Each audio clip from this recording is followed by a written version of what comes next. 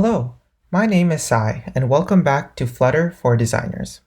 In this section, we'll be building our very own widget. So Flutter uses a framework that was inspired directly from React. The main idea of Flutter is that you build your user interface out of tiny immutable components called widgets.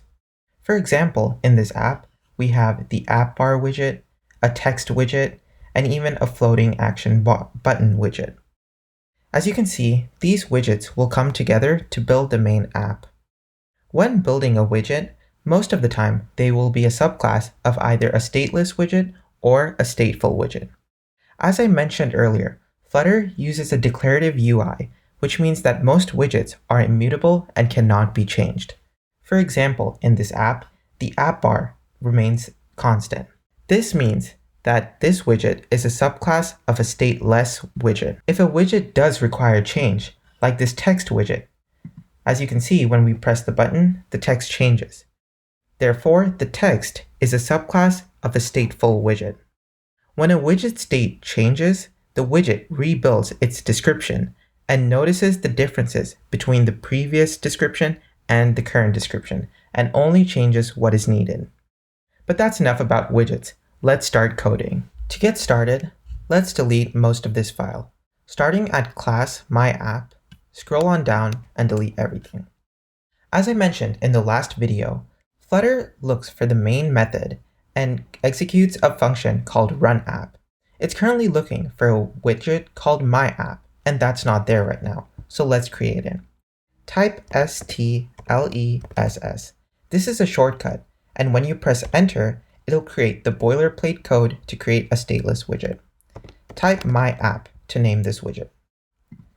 Now, if you click save, you'll just get a black screen. So instead of container, let's type material app. Put a set of parentheses and press enter. A material app is a type of widget that provides a number of widgets pre-built for you at the root of your app.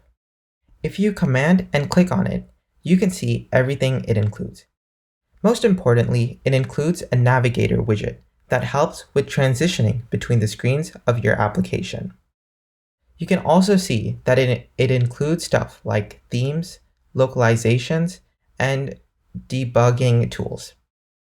Now, using the Material App widget is entirely optional, but it's a good practice as it provides a lot of the components that are useful when creating an app. Now we want a home, which will display the first screen or widget that your app will display. So let's type home, and the home expects a widget. So let's type scaffold. Scaffold is another type of widget that implements the visual layout structure of our app. It includes many sub-widgets like an app bar, a floating action button, a navigation bar, but we want the body. And now here, we'll type container, which is a widget that you can think of as a box. Press Command S to reload the app, and now we have a white screen. So now that we have our container widget, let's add a child to it. A child is going to be the widget that our container widget will contain.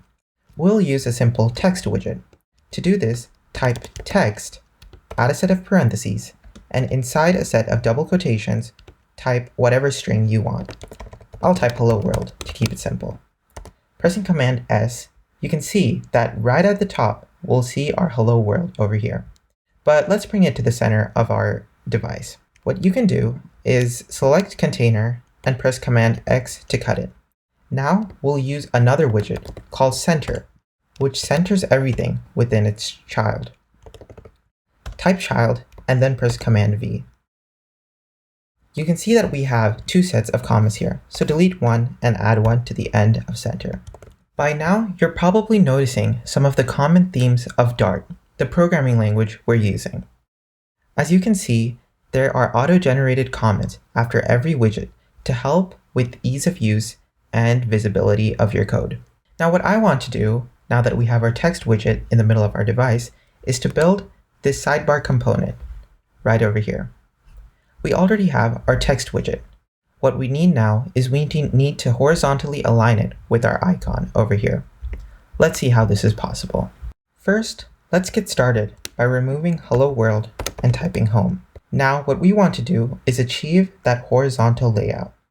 To do this, we'll have to place our container widget within a row widget. We could do what we did earlier, which is to cut this whole widget and place it inside the row widget, but there's a simpler way. Making sure your cursor is over the container text, press Option and Return, and you'll get a submenu which asks you if you want to wrap this widget within a bunch of popular widgets, such as center, column, padding, or row. We'll select Wrap with Row. Now, if you press Command S, you'll see that Home moves all the way to the left side of the screen. And unlike Container, which takes only a single child, Row can take multiple children. Before Container, let's now type icon, add a set of parentheses, icons.home. Add a comma at the end and press Save. And instantly, you'll see the home icon appear right over here. So what's the difference between icon and icons? Icon refers to the widget, while icons refers to a library that comes pre-installed with Material. This provides us with a set of icons that are easy to use. If you type icons. You'll get a whole list of possible icons you can enter.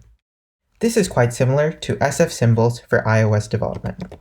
Now let's build the rest of the sidebar item. Between the icon and the text widget, let's add some spacing. After icon, press Enter and type sized box, setting a width to 12. You can see that there's a pretty good spacing between the icon and the text widget now. Now I'd like to add some styling to our text. Right over here, we'll pass the argument text style. Within text style, let's set some properties. For font size, let's set it to 16. For font weight, let's set it to fontweight.w800. And finally, for color, we'll set it to color 0xFF242629. And now press Save. Instantly, we can see that there's a change in our text. If you're unfamiliar with what this refers to the color in our hex format. FF refers to the opacity, 24 refers to the red, 26 refers to the green value, and 29 refers to the blue value. Now all that's left is adding a background to our icon. With your cursor over icon, press Option and Return, and select the Wrap with Container button. Now let's set some properties to this container. We'll set the width to 42, as well as the height. Comma there. Now let's add padding to inside the container. We'll type edgeInsets.all and set it to 10. Finally, we'll need to set the background itself. We'll do this with decoration.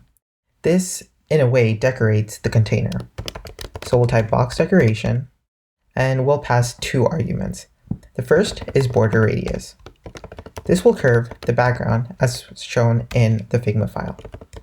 So we'll type border radius dot circular and set it to 14. Now to add the background gradient, I'm going to press Enter, type gradient, and pass the type linear gradient, add a begin point, which will be alignment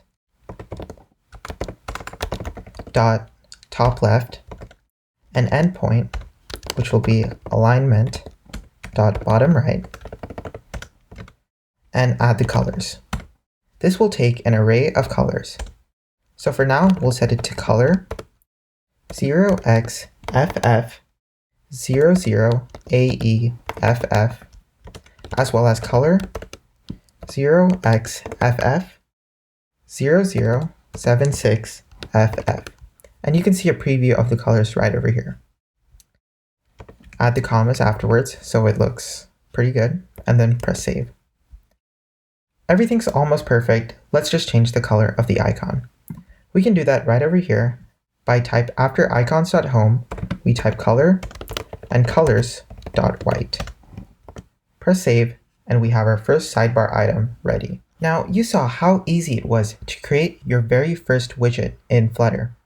All it takes is knowing which widgets to use to create the overall widget you wish to see in your app. Now, before we move on to the next section, where I'll be going more into the Dart programming language, let's add some of the assets and constants we need in order to develop the rest of our app.